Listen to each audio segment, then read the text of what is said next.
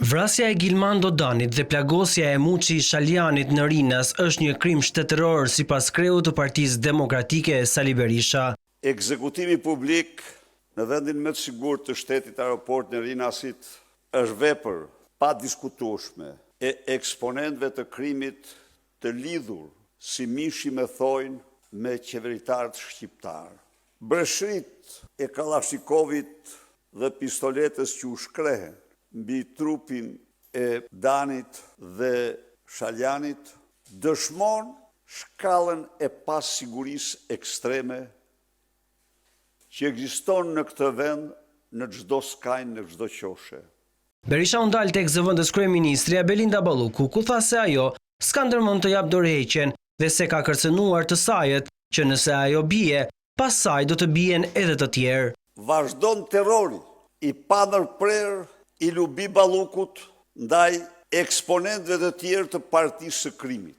E armatosur gjerë në dhëm me dosjet e krijuara nga regjistrimet e paligjshme që Oltjon Bistri ka kryer me porosi të asaj dhe të Edi Rams, të ambasadave, të institucioneve, të drejtuesve dhe ministrave të qeverisë socialiste, Lubia tani ju ka imponuar atyre, omerta, kodin mafios të heshtjes. Ajo nuk i ka kërcënuar ata dhe nuk i kërcënon me plumbin mazveshje apo nulet ballit, por me dosjen publike pra gjithë shqiptarve, me të cilën ajo është aftë të pres çdo karrierë. Sa i takon hetimeve të prokurorisë për 21 janarin, Berisha thotë se në shtëpinë e tij s'ka shkuar ende asnjë flet thirrje nga SPAK. I jam përgjigjur gjithë jetën time çdo thirrje të organeve të drejtësisë dhe do i përgjigjem. Do t'i përgjigjem, nuk ka koment. Nuk mund të ketë pyetje, a do i përgjigjem. Por ka vetëm një kusht që unë të marr thirrjen.